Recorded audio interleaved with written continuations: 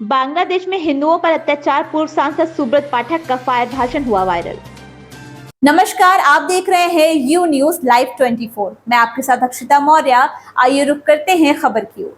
अलग किया गया, वह भी हिंदुस्तान का हिस्सा हो सकते थे यदि उनको गुमराह न किया गया होता।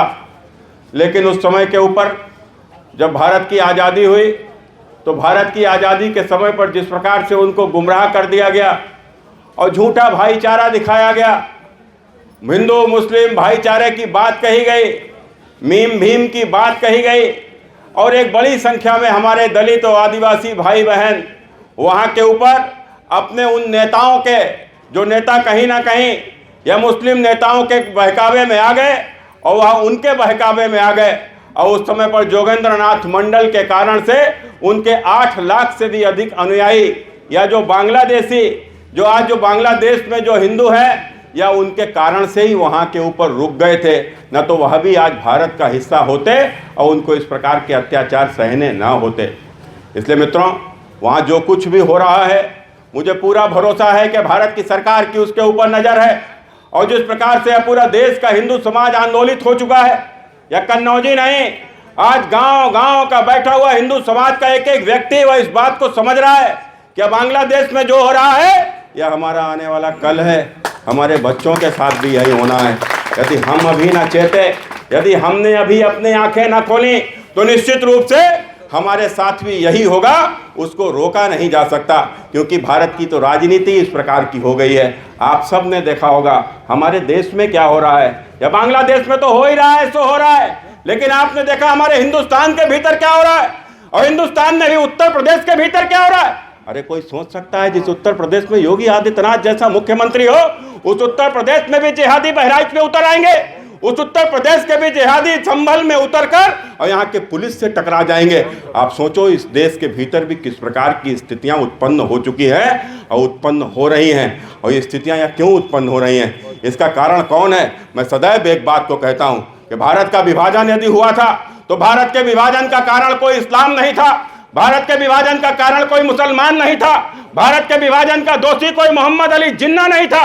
भारत के विभाजन का यदि कोई दोषी था तो भारत के विभाजन का दोषी या हिंदू समाज था, या हिंदू समाज था। क्योंकि हम जातियों में बट गए, हम जातियों में बट गए। हम यदि बटे ना होते, उस समय पर अंग्रेजों की सरकार थी, अंग्रेजों की सरकार ने इस देश में जाति जनगणना करा दी।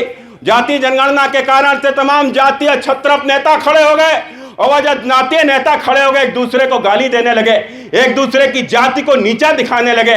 उसका परिणाम आया कि हमारे आपस के दिलों में इतनी गहराई हो गई, इतनी गहराई हो गई कि मुस्लिम लीग को मौका मिल गया, भारत का विभाजन हो गया। और आज भारत के विभाजन का ही यह परिणाम है जो कुछ भी बांग्लादेश में हो रहा है, जो कुछ भी पाकिस्तान के भीतर हो रहा है। इसलिए मित्रों, यह बात तो कहा गया है, आपने देखा होगा अभी हरियाणा में चुनाव हुआ, और हरियाणा के चुनाव में किसी ने कल्पना भी नहीं की थी भारतीय जनता पार्टी वहां के ऊपर बड़े प्रचंड बहुमत के साथ में जीती। महाराष्ट्र में तो किसी ने सोचा ही नहीं था कि ऐसा भी परिणाम आएगा, लेकिन महाराष्ट्र में आप सब ने देखा कि किस प्रकार से भारतीय जनता पार्टी को बड़ी विजय मिली। इस विजय के पीछे कारण क्या है, इस विजय के पीछे केवल 2 ही नारे हैं। एक नारा बटोगे तो कटोगे, और दूसरा नारा एक रहोगे तो सेफ रहोगे। या मित्रों, यह बटोगे कटोगे यह नारा नहीं है, यह बटोगे कटोगे सच्चाई है। 1000 साल की, पिछले 1000 साल की सच्चाई है। हम राज्यों में बटे थे, या जिहादियों को मौका मिल गया, या हिंदुस्तान में घुस गए। न तो सोचो, या आए थे, या बाबर 10,000 की सेना लेकर आया, या ईस्ट इंडिया कंपनी या 10,000 की सेना लेकर आई, या 10,000 की सेना लाकर हिंदुस्तान के ऊपर लंबे समय तक शासन किया। तो कारण क्या था, कारण यही था कि हम राज्यों में बटे हुए थे। एक राज्य के ऊपर हमला हुआ, दूसरे ने कहा ठीक है इसके साथ तो यही होना चाहिए, बड़ा बदमाश है। दूसरी बार तुम्हारे ऊपर हमला हुआ, तीसरी बार तीसरे के ऊपर हमला हुआ, एक एक करके वह हमला करते चले गए। और जिसके ऊपर हमला करते थे वहां की राज्यों की सेना लेकर अपनी सेना को मजबूत करते गए, और पूरे हिंदुस्तान पर सदियों तक शासन किया, हमारी संस्कृति को नष्ट कर दिया, हमारी शिक्षा को नष्ट कर दिया, और तो और हमारी बहन बेटियों को उठाकर और उनके साथ में जबरदस्ती उनका निकाह कराकर और अपने मुसलमान बच्चे इस देश के भीतर पैदा हुए, या इस देश के भीतर हुआ है। और इसीलिए आप सबने देखा होगा आज जो कुछ भी आज की जो राजनीतिक परिवेश में जो कुछ भी साफ दिखाई पड़ रहा है, यह हमारा भूत, वर्तमान और हमारा भविष्य तीनों हमारे सामने, आंखों के सामने है।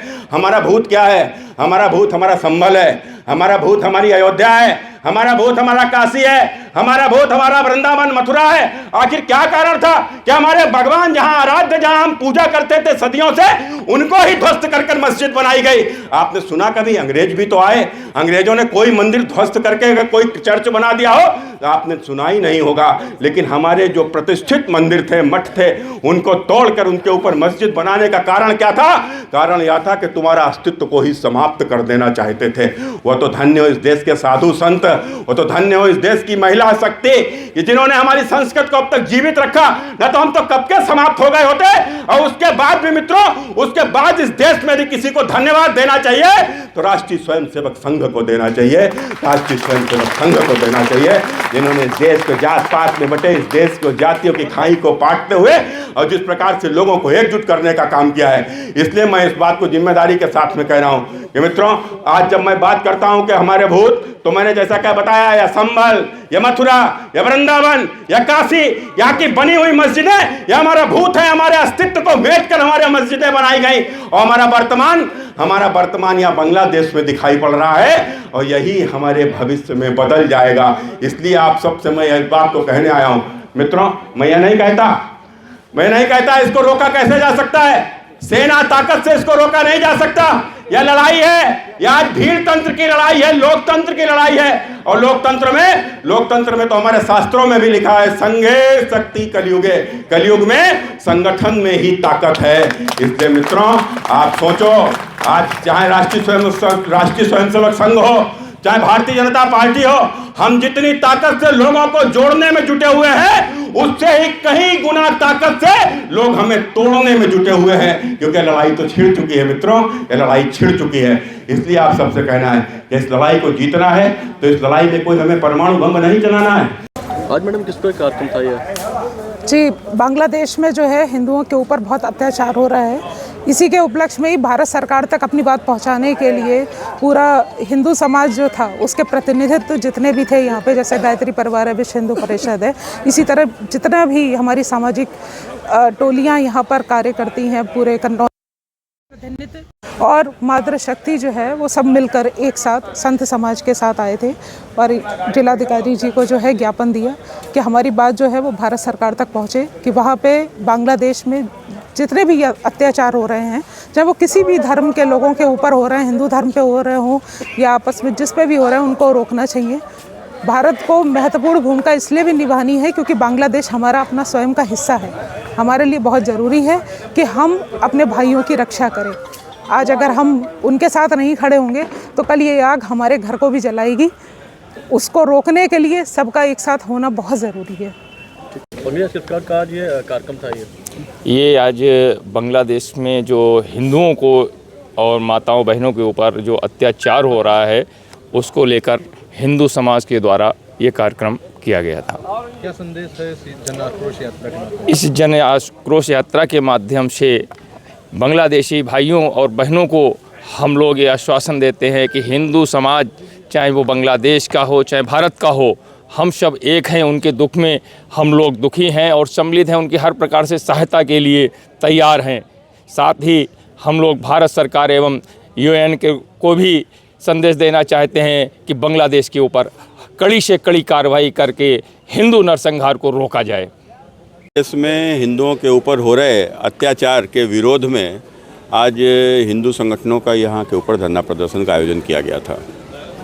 क्या संदेश है इस प्रदर्शन के माध्यम से? नहीं, इस प्रदर्शन के माध्यम से यही संदेश है कि वहाँ के बांग्लादेशियों के ऊपर हिंसा बंद हो, वहाँ हिंदुओं के ऊपर हिंसा बंद हो, वहाँ की भारत सरकार का हस्तक्षेप करे, साथ में UN इसमें हस्तक्षेप करे और वहाँ के ऊपर जल्द से जल्द हमारे हिंदू भाइयों को राहत दी जाए। आपने भाषण में चर्चा की हिंसा मामले की, जो भी बंद आयु में हुआ है, संभल में हुआ है, जो क्या कहना चाह रहे थे, क्या संदेश था उसके लिए? नहीं, संभल में देखो, जिस प्रकार से हिंसा होती है वो भी कोर्ट के आदेश के बाद सर्वे होता है। सर्वे के बाद में जब दोबारा सर्वे होने जाता है तो इकट्ठी भीड़ आती है। ये 50,000 की भीड़ एकदम से इकट्ठा होकर आ जाना 28 से अधिक ट्राली में वहाँ के ऊपर ईंटें मिलना और पुलिस से भी झगड़ा कर देना। तो कुल मिलाकर जब पुलिस से झगड़ा करने की जिसकी हैसियत हो जाए या जो पुलिस के ऊपर झगड़ा करने लगे उसके अंदर डर समाप्त हो जाए तो समझ सकते हो उस समाज की स्थिति क्या है, वो किस ओर जा रहा है। इस खबर में बस इतना ही। बने रहिए यू न्यूज़ लाइव 24 के साथ। लेटेस्ट अपडेट पाने के लिए हमारे चैनल यू न्यूज़ लाइव 24 को सब्सक्राइब करें, लाइक करें और साथ में बेल आइकन दबाना बिल्कुल ना भूलें।